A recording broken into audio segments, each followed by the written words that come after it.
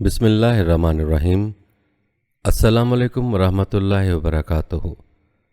بریدہ سے روایت ہے کہ رسول اللہ صلی اللہ علیہ وسلم نے ایک شخص کو کہتے ہوئے سنا، اے اللہ، میں تجھ سے یہ گواہی دیتے ہوئے سوال کرتا ہوں کہ تو ہی اللہ ہے، تیرے سوا کوئی معبود نہیں، تو ایسا اکیلا اور بے نیاز ہے کہ نہ تو نے جنا اور نہ تو جنا گیا، اور تیرا ہم مثل کوئی نہیں۔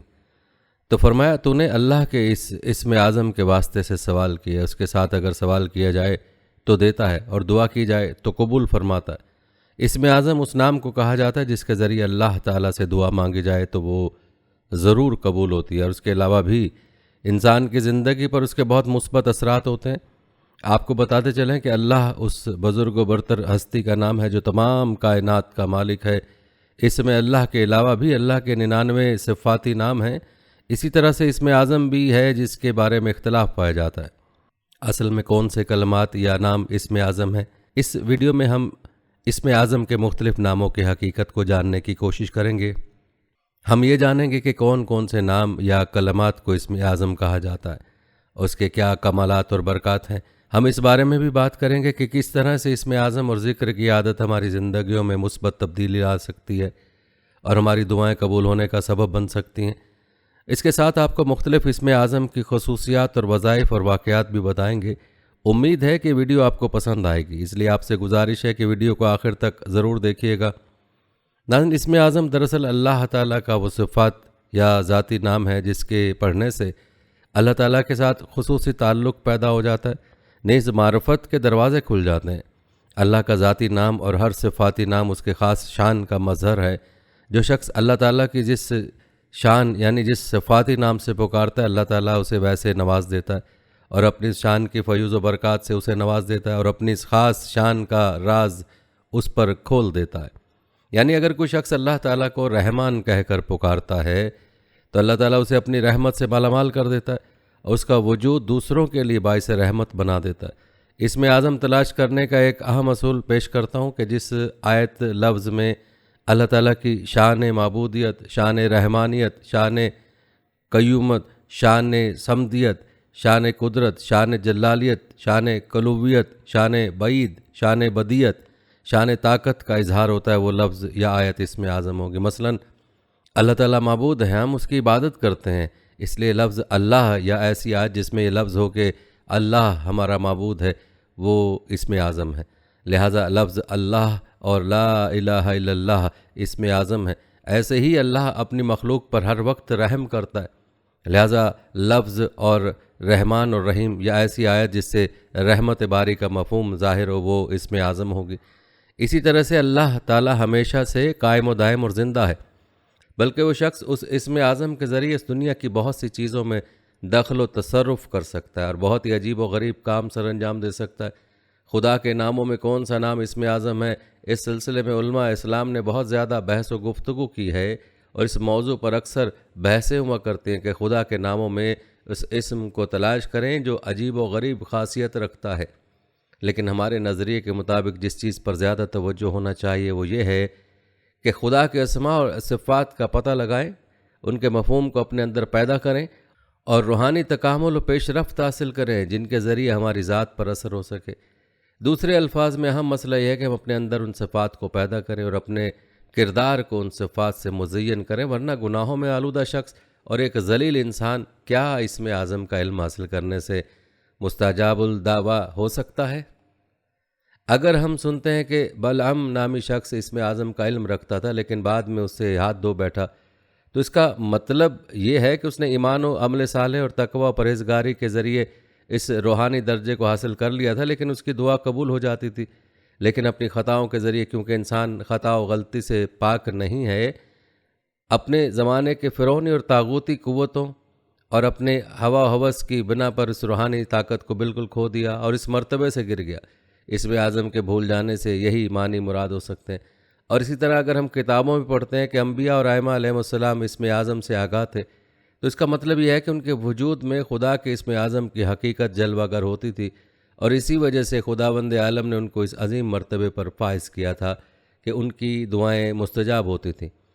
محمد بن حسن رحمہ اللہ حضرت امام ابو حنیفہ رحمہ اللہ سے روایت کرتے ہیں کہ اسم اعظم اللہ ہے، کیا دیکھتے نہیں کہ رحمان رحمت سے مشتق ہے، رب ربوبیت سے مشتق ہے، جبکہ اللہ کسی سے مشتق نہیں ہے۔ ابن مبارک رحم اللہ فرماتے ہیں کہ اسم اعظم اللہ ہے، کیونکہ اللہ تعالیٰ کے دوسرے تمام اسماء اس کی طرف مضاف ہوتے ہیں، مگر اللہ کی ان کی طرف اضافت نہیں کی جاتی۔ اور حضرت علی کرم اللہ وجہ سے مروی ہے کہ اسم اعظم یا ظاہر ہے، اور حضرت ابن عباس رضی اللہ عنہ سے روایت ہے کہ وہ یا حیو یا قیوم ہے۔ حافظ ابو القاسم سہیلی رحم اللہ فرماتے ہیں اللہ تعالیٰ کے 99 نام سب کے سب لفظ اللہ کے تابع ہیں، جس کے ساتھ مل کر پورے 100 ہو جاتے ہیں، اور جنت کے درجات بھی 100 ہیں۔ چنانچہ صحیح حدیث میں ہے کہ جنت کے درجے 100 ہیں، ہر 2 درجوں کے درمیان 500 سال کی مسافت ہے، اور اسماء حسنہ کے بارے میں فرمایا کہ جو شخص انہیں یاد کرے وہ جنت میں داخل ہوگا۔ معلوم ہوا کہ اسماء کی تعداد جنت کے درجوں کے برابر ہے۔ اللہ کے اسم اعظم ہونے کی دلیل ہے کہ باقی تمام اسماء اس کی طرف مضاف ہوتے ہیں۔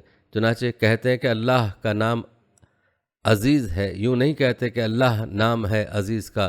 اور فہری کہتے ہیں اللہ تعالیٰ نے فرمایا وَاللَّهُ الْأَسْمَاءُ الْحُسْنَى فَادْعُوهُ بِهَا، یہاں اسماء کو عام کیا، پھر فرمایا قُلِ ادْعُوا اللَّهَ أَوِ ادْعُوا الرَّحْمَنَ، اس میں پہلے اسم اعظم کا ذکر کیا اور مخلوق کی ہدایت کی کہ اس نام سے پکاریں۔ یہ اسم خاص اللہ تعالیٰ کا نام ہے، کوئی دوسرا اس سے موسوم نہیں ہو سکتا۔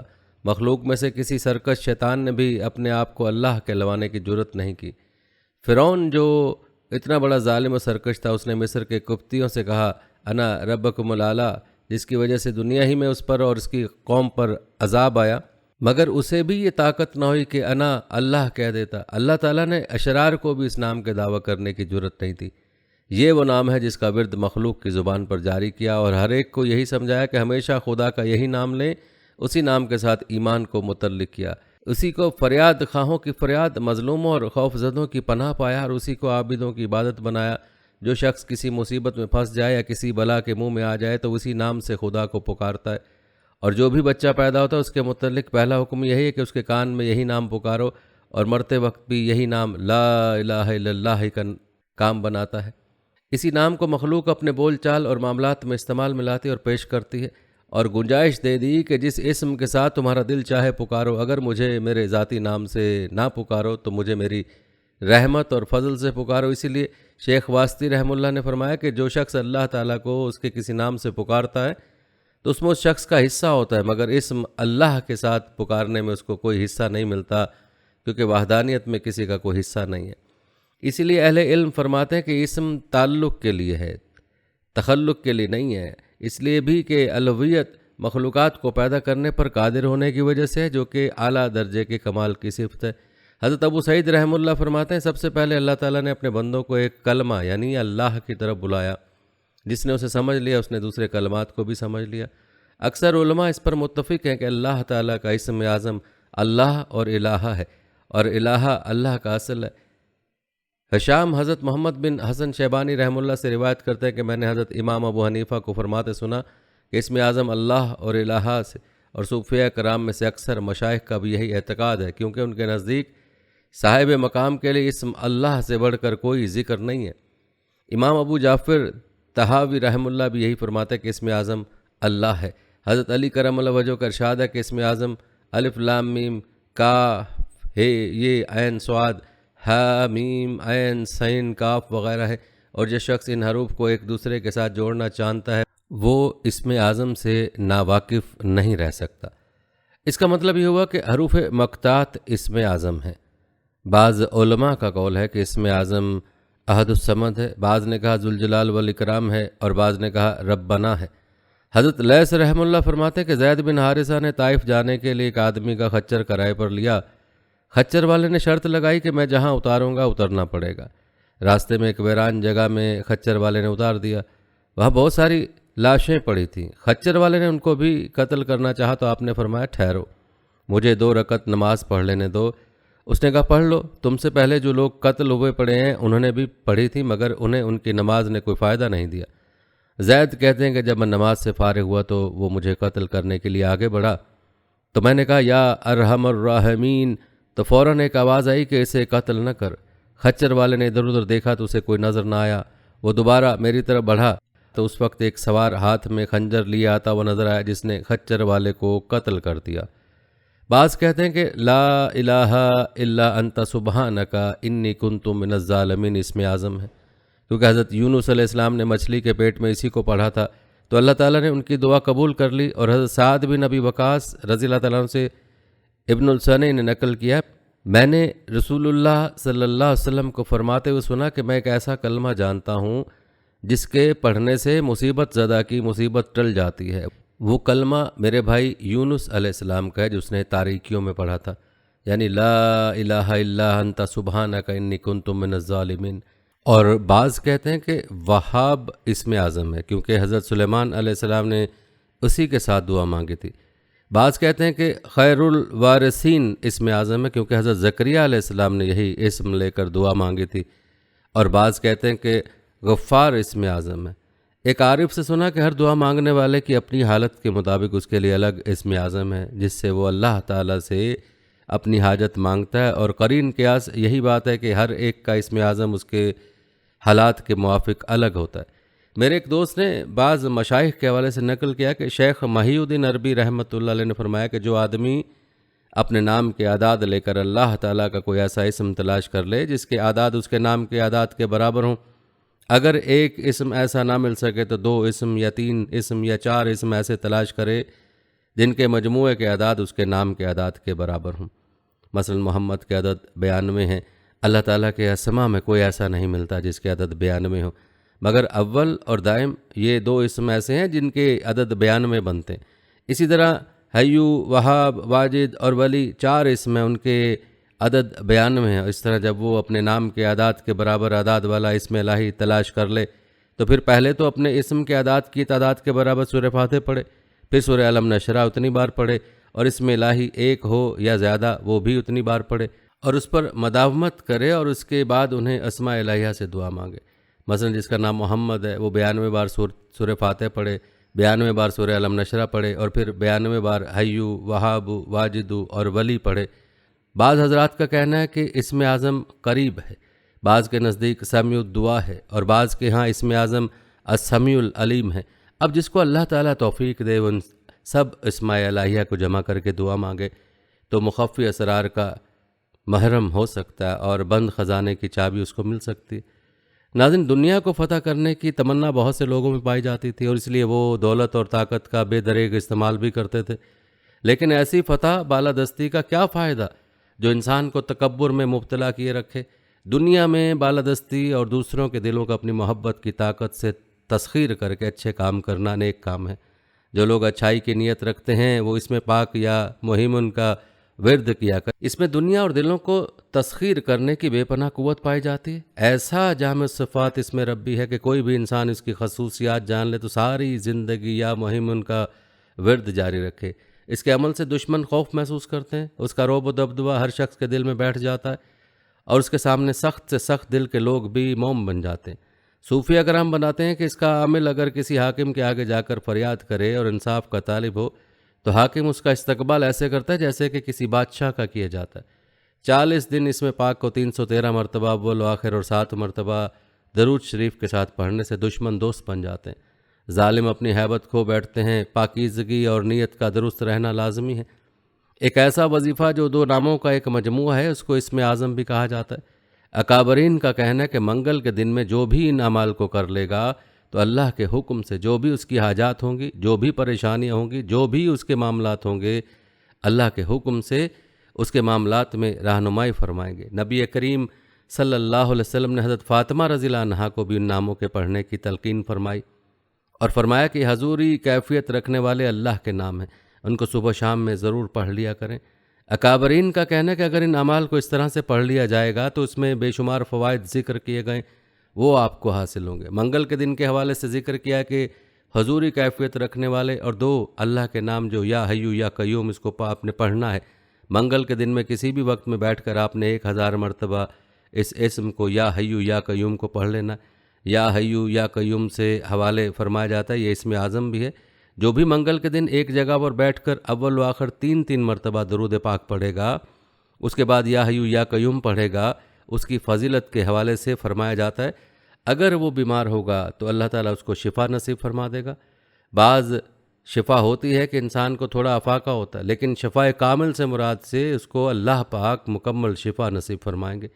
آپ نے 1000 مرتبہ یا حیو یا قیوم پڑھ لینا ہے، چاہیں تو 1 گلاس پانی کا بھر کر رکھ لیں، اس پر پھونک مار کر پی لیں اور سب گھر والوں کو پلا دیں، اور بھی زیادہ انشاءاللہ فائدہ حاصل ہوگا۔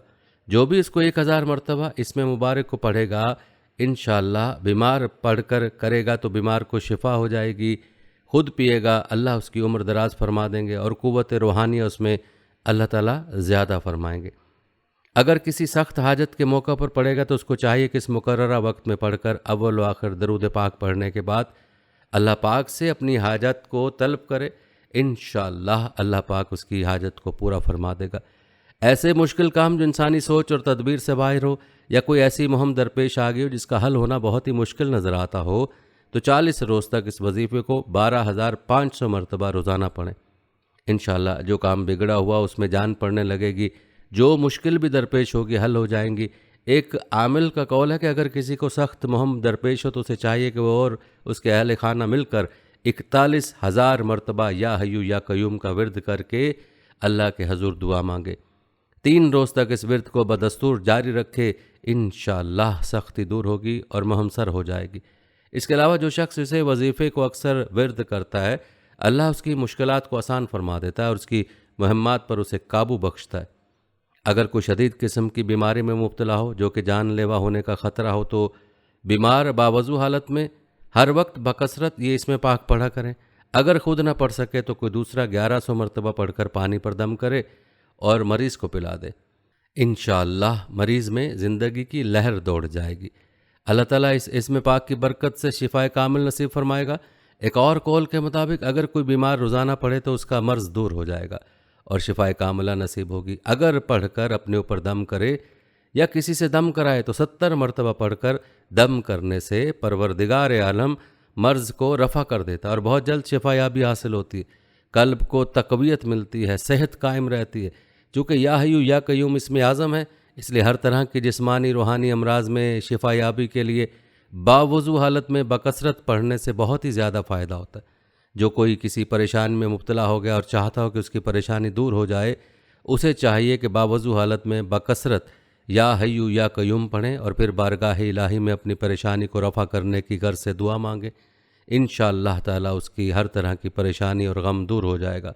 امام ترمذی رحمۃ اللہ علیہ نے حضرت ابو ہریرہ رضی اللہ تعالیٰ عنہ سے روایت کی ہے کہ وہ فرماتے ہیں کہ حضور نبی اکرم صلی اللہ علیہ وسلم کو جب کوئی غم پہنچتا تو آپ اپنا سر مبارکہ آسمان کی طرف اٹھاتے فرماتے سبحان اللہ العظیم، اور جب دعا میں کوشش کرتے تو فرماتے یا حیو یا قیوم۔ جو شخص کسی بھی پریشانی سے ہر وقت اضطراب قلب میں مبتلا ہو جس کی وجہ سے اس کا دل کسی بھی کام میں نہ ٹکتا ہو، تو اس کے لیے لازم ہے کہ بعد نماز عشاء سونے سے قبل باوضو حالت میں کلمہ طیبہ 41 مرتبہ، سورہ رحمان 3 مرتبہ پڑھی جائے، اول و آخر 21 بار درود پاک پڑھ کر اللہ تعالیٰ سے دعا مانگ کر دائیں کروٹ لیٹ کر سو جائے، انشاءاللہ تعالیٰ اسے پرسکون نیند آئے گی۔ پھر بعد از نماز فجر 41 مرتبہ کلمہ طیبہ اور 3 مرتبہ سورہ رحمان، اول و آخر درود پاک 21 مرتبہ پڑھ کر اللہ عز و جل کے حضور عاجزی و انکساری سے اضطراب قلب کی دوری اور مشکل و پریشانی سے نجات کی دعا مانگے۔ 11 دن کا یہ عمل ہے اور اس دوران حسب توفیق صدقہ خیرات فقراء میں تقسیم کریں، انشاءاللہ تعالی ہر قسم کا اضطراب، قلب پریشانی اور مشکل ختم ہو جائے گی، طبیعت حشاش بشاش ہو جائے گی۔ جو شخص اس اسم کو 1000 مرتبہ ہر نماز کے بعد پڑھنے لگے تو اس کا دل دنیا سے متنفر ہو جائے گا، یاد الہی کی طرف خوب مائل ہوگا، نماز اور نوافل پڑھنے کو دل چاہے گا۔ یعنی اس اسم کو پڑھنے سے دل اللہ کی عبادت میں خوب لگتا ہے، جسے اللہ کا عشق حاصل ہوگا، اور جو شخص اللہ کی محبت اور عشق کی طرف مائل ہو جاتا ہے اس کا ایمان بہت مضبوط ہو جاتا ہے، وہ اللہ کی خاطر جینے لگتا ہے اور اس کے دل سے دنیا کم ہو جائے گی۔ بہرحال جو خلوص دل سے اس کا نام لینے لگتا ہے وہ اس کا بن جاتا ہے، تو اللہ اس پر مہربان ہو جاتا ہے۔ چشمہ خلائق میں معزز و محترم ہونے کی غرض سے اور اس مقصد سے کہ میں جہاں بھی جائے ہر کوئی اس کی عزت کرے، لوگوں میں مقبول ہو جائے، تو چاہیے کہ ہر نماز کے بعد جمعرات کے دن 300 مرتبہ کلمہ طیبہ یعنی لا الہ الا اللہ محمد رسول اللہ صلی اللہ علیہ وآلہ وسلم پڑھے اور آخر میں درود پاک پڑھے، اور نماز فجر کے بعد دیا ہوا نقش مبارک لکھے، اللہ تعالیٰ عز و جل کے فضل و کرم سے مطلوبہ مقصد میں کامیابی ہوگی۔ جہاں بھی جائے گا لوگوں کے دلوں میں اپنے لیے عزت اور احترام پائے گا، ہر کوئی اخلاق سے پیش آئے گا۔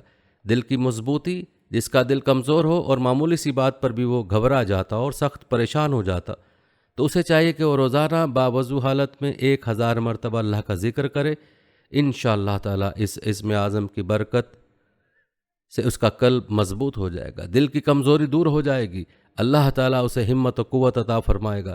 ناظرین، جو کوئی اس بات کا خواہاں ہو کہ اس کا دل عبادت الہی میں ذوق و شوق کے ساتھ مشغول رہے، اللہ تعالیٰ کی اطاعت میں مستعدی اور آمادگی بہت زیادہ پیدا ہو جائے، وہ عبادت کرتے ہوئے حلاوت اور سکون محسوس کرے، سستی و تازگی کا احساس موجود رہے، اسے چاہیے کہ وہ نماز فجر کی ادائیگی کے بعد اسی جگہ قبلہ رخ ہو کر بیٹھا رہے اور طلوع آفتاب تک بکثرت یا حیو یا قیوم پڑھے اور ہر روز یہ عمل کرے۔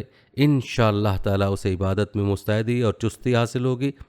جو کوئی یہ چاہے کہ وہ چشم خلائق میں معزز ہو جائے، لوگ اس کے ساتھ حسن سلوک سے پیش آئیں اور یوں محسوس ہو کہ گویا مخلوق خدا کے دل اس کی مٹھی میں ہیں، تو اس مقصد کے لیے حضرت شیخ بونی رحمۃ اللہ علیہ فرماتے ہیں کہ جو کوئی صبح صادق کے وقت بکثرت یا حیو یا قیوم پڑھے اور اس پر مداوت رکھے تو انشاءاللہ تعالی مخلوق کے دل اس کے لیے مسخر ہوں گے۔ اس میں مبارک کو بکثرت پڑھنے والا جانی اور مالی نقصان سے محفوظ رہتا ہے، کسی بھی قسم کی آفت اور مصیبت میں اسے تکلیف نہیں پہنچتی، بڑے بڑے خطرات میں گر جانے کے باوجود وہ امن و عافیت میں رہتا ہے اور سلامتی سے لوٹتا ہے۔ یا حیو یا قیوم کا ورد کرنے والے کو اللہ تعالیٰ سدا خوشیاں اور کامیابیاں عطا کرتا رہتا ہے۔ ایسے ہی اگر کوئی شخص روزانہ 300 مرتبہ یا حیو یا قیوم پڑھنا اپنا معمول بنائے تو اللہ تعالیٰ اس کے دل سدا مسرور رکھتا ہے، اسے بکثرت پڑھنے والے کی عمر میں اللہ تعالیٰ خیر و برکت عطا فرما دیتا ہے۔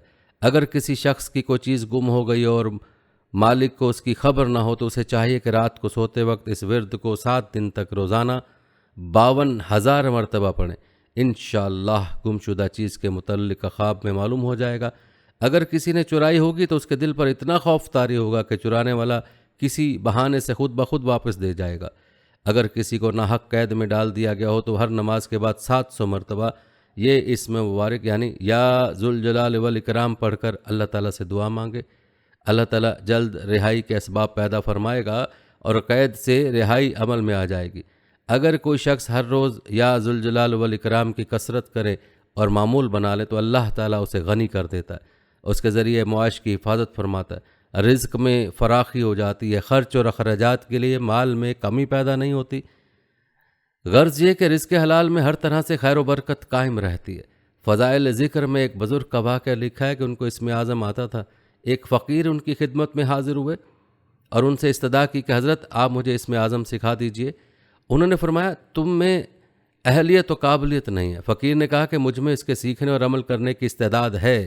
بزرگ نے ان کا امتحان لینا چاہا اور فرمایا کہ اچھا فلاں جگہ جا کر بیٹھ جاؤ اور وہاں جو واقعہ پیش آئے اس کی مجھے آ کر خبر دو۔ فقیر اسی جگہ گئے، دیکھا کہ ایک ضعیف العمر شخص گدھے پر جنگل سے سوکھی لکڑیاں لادے ہوئے آ رہا ہے۔ سامنے سے ایک سپاہی آیا جس نے اس بوڑھے آدمی کو مار پیٹ کی اور لکڑیاں بھی چھین لی۔ فقیر کو سپاہی پر بہت غصہ آیا، واپس آ کر بزرگ کو سارا واقعہ سنایا اور ساتھ ہی یہ بھی کہا کہ اگر مجھے اسم اعظم آ جاتا تو میں اس سپاہی کے لیے بد دعا کرتا۔ ان بزرگ نے فرمایا کہ اس لکڑی والے بزرگ سے ہی میں نے اسم اعظم سیکھا تھا۔ دیکھو انہوں نے باوجود اس اسم اعظم جانتے، عامل ہوتے اور قدرت رکھنے کی اس سپاہی کے لیے بد دعا نہیں فرمائی اور صبر و تحمل سے کام لیا۔ یاد رکھو اسم اعظم سیکھنے کے لیے ایسی ہی اہلیت اور قابلیت کی ضرورت ہے۔ ناظرین، شیخ اسماعیل فرغانی رحمۃ اللہ علیہ فرماتے ہیں کہ مجھے ایک عرصے سے اسم اعظم سیکھنے کی تمنا تھی۔ ایک روز میں دمشق کی جامع مسجد میں بیٹھا تھا کہ 2 آدمی مسجد میں داخل ہوئے اور میرے قریب کھڑے ہو گئے۔ مجھے ان کو دیکھ کر خیال ہوا کہ حق تعالیٰ کے فرشتے معلوم ہوتے ہیں۔ ان میں ایک نے دوسرے سے پوچھا کیا تو اسم اعظم سیکھنا چاہتا ہے؟ اس نے کہا ہاں بتا دیجئے۔ میں ان کی یہ گفتگو سن کر توجہ اور غور کرنے لگا کیونکہ مجھے اسم اعظم سیکھنے کا بہت شوق تھا۔ کئی دن فاقے کرتا، حتیٰ کہ فاقوں کی وجہ سے بے ہوش ہو کر گر جاتا۔ بہرحال ان دونوں کی گفتگو پر میں نے پوری توجہ دی۔ اس نے اپنے دوسرے ساتھی کو کہا کہ اسم اعظم لفظ اللہ ہے، بشرطے کہ مبارک نام صدق لجا سے ہو۔ شیخ اسماعیل فرماتے ہیں کہ صدق لجا کا مطلب یہ ہے کہ اسم اعظم کہنے والے کی حالت اس وقت ایسی ہو جیسا کہ کوئی شخص دریا میں غرق ہو رہا ہو اور کوئی بھی اس کو بچانے والا نہ ہو، تو ایسے وقت میں جس خلوص سے نام لیا جائے گا وہ حالت مراد ہے۔ اسم اعظم معلوم کرنے کے لیے بڑی اہلیت اور بڑے ضبط و تحمل کی ضرورت ہے۔ ناظرین، حضرت ابو ہریرہ رضی اللہ تعالیٰ عنہ سے روایت ہے کہ رحمت عالم صلی اللہ علیہ وسلم نے ارشاد فرمایا، بے شک اللہ تعالیٰ کے 99 نام ہیں، 100 میں ایک کم، جس نے ان کو یاد کیا یا ان کو پڑھا یا ان کے معنی جانے اور ان پر عمل کیا اور محفوظ کر لیا، وہ جنت میں داخل ہوگا۔ بلا شبہ اللہ جل جلالہ کی عبادت و معرفت کا جذبہ اور حوصلہ انسانی فطرت اور طبیعت کا خاصہ اور ایک حصہ ہے۔ یہی وجہ ہے کہ اس دنیا کے انسانوں نے اپنے خالق و حقیقی مالک کے وجود کو دیکھا تو نہیں، لیکن اس کے باوجود جب کبھی اس کی زندگی میں کوئی خوشگوار واقعہ پیش آتا تو عموماً جب بنی نوع انسانی میں سجدہ شکر مچلنے لگتا ہے اور جی چاہتا ہے کہ اس کی اندیکھی عیبی ہستی کا شکر ادا کرے، ایسے ہی جب کوئی ناخوشگوار واقعہ پیش آتا ہے تو انسانی ہاتھ اس نادیدہ اعضاء کی طرف بے اختیار بڑھتے ہیں اور آنکھیں اپنے عجز کے اظہار میں اشکبار ہو جاتی ہیں۔ اسی کا نتیجہ ہے کہ دنیا کی تاریخ کا کوئی بھی زمانہ ہو اور کائنات کا کوئی خطہ خدا پرستی کے اس فطری جذبے سے خالی نہیں رہا۔ ہمیشہ سے دنیا والے اسی کو یاد کرتے ہیں، اسی کو پکارتے ہیں۔ اللہ جل شانہ کو ہر اس نام سے پکار سکتے ہیں جو اس کے شایان شان ہو۔ اللہ جل شانہ کی ذات کو ہر قوم و مذہب کے لوگوں نے آج تک مختلف ناموں سے اللہ جل جلالہ مانا اور پکارا ہے، مانتے اور پکارتے رہتے ہیں۔ اللہ جل شانہ کو ہر اس نام سے پکار سکتے ہیں جو اس کی شایان شان ہو۔ اللہ جل شانہ کی ذات منبع کمالات کو ہر قوم و مذہب کے لوگوں نے آج تک مختلف ناموں سے مانا اور پکارا ہے، مانتے اور پکارتے رہیں گے۔ اللہ جل شانہ خود ارشاد فرماتے ہیں، آپ کہہ دیجئے کہ اللہ کہہ کر پکارو یا رحمان کہہ کر جس نام سے بھی پکارو، سب اسی کے بہترین نام ہیں۔ ناظرین، اس آیت کریمہ سے دو باتیں معلوم ہوتی ہیں کہ اللہ جل شانہ کو ہر اس نام سے پکار سکتے ہیں جو اس کے شایان شان ہو، خواہ کسی بھی زبان میں ہو، کیونکہ اس کی عظمت والا نام عربی زبان کے ساتھ ہی خاص نہیں ہے اور نہ ہی صرف انسانوں کی زبان کے ساتھ خاص ہے، بلکہ مختلف مخلوقات کی زبانوں پر بھی تو اسی کا نام ہے۔ اگر گوش ہوش سے سنا جائے تو پتوں اور کلیوں کی سرسراہٹ، پھولوں کی مسکراہٹ، پرندوں اور چڑیوں کی چہچہاہٹ میں اللہ اللہ کی آواز آتی، جس کا مطلب یہ ہے کہ اور کوئی چیز ایسی نہیں ہے جو اس کی حمد کے ساتھ تسبیح نہ کر رہی۔ معلوم ہوا کہ ہر مخلوق اس کو پکارتی ہے اور پکار سکتی ہے۔ دوسری بات یہ واضح ہو گئی کہ اللہ جل شانہ کے بہت سے بہترین نام ہیں، بلکہ اسی کے بہترین نام ہیں، اور حدیث میں منقور ہے کہ اس اجمال کی تفسیر کرتے ہوئے سرکار دو عالم صلی اللہ علیہ وآلہ وسلم نے ارشاد فرمایا کہ حق تعالیٰ کے اسماء حسنہ کی تعداد 99 ہے۔ جو شخص ایمان اور عقیدت کے ساتھ اللہ تعالیٰ کا قرب اور اس کی رضا حاصل کرنے کے لیے اس کے 99 نام محفوظ کر لے، یا ان کے ذریعے دعا کرے، یا ان کے ذریعے اپنے رب کو یاد کرے، یا ان کے معانی جان کر عمل کرے، تو وہ جنت میں جائے گا۔ علماء محدثین فرماتے ہیں کہ اس کی تعبیر سے اللہ جل شانہ کے اسماء حسنہ کی تقصیر بیان کرنا مقصود ہے، تحدید نہیں، ورنہ ان 99 اسماء حسنہ کے علاوہ بھی اللہ جل شانہ کے ایسے بہت سے نام ہیں جن کا ذکر کلام اللہ اور حدیث رسول اللہ صلی اللہ علیہ وسلم میں نہیں۔ البتہ 99 کا جو عدد ذکر کیا گیا اس کا مقصد یہ ہے کہ حدیث پاک میں اسماء حسنہ کو یاد کرنے والے کے لیے جنت کی جو فضیلت ہے وہ انہی 99 ناموں کے ساتھ مخصوص ہے۔ اور بعض سلف سے منقول ہے کہ جس نے اللہم سے دعا مانگی اس نے گویا تمام ہی اسماء حسنہ کے ذریعے دعا مانگی۔ ناظرین، اگر اس ساری گفتگو کا خلاصہ بیان کیا جائے تو اللہ تعالیٰ کے ہر نام میں شفا ہے اور ہر کسی کی اپنی برکت اور فضیلت بھی ہے۔ انسان جب کسی اسم کو اپنے مسئلے کے حساب سے اپنائے یا کسی سے کوئی وظیفہ پوچھ کر اسے صدق دل سے کرے اور اس کے بعد اسے فائدہ حاصل ہو تو وہی عمل یا ذکر اس کے لیے اسم اعظم بن جاتا ہے۔ جیسے حضرت یونس کے لیے آیت کریمہ اور حضرت موسیٰ علیہ السلام کے لیے وہ دعا جس میں انہوں نے اللہ کی مدد چاہی تھی۔ ہر کلمہ اسم اعظم ہے جو دعا کی قبولیت کا سبب بن جائے اور اللہ کو راضی کر کے انسان کو اس کی قربت دلا دے۔ اللہ تعالیٰ سے دعا ہے کہ ہمیں اپنے نیک بندوں میں شامل کر لے اور صراط مستقیم پر چلنے کی کامل توفیق عطا فرمائے۔ آمین یا رب العالمین۔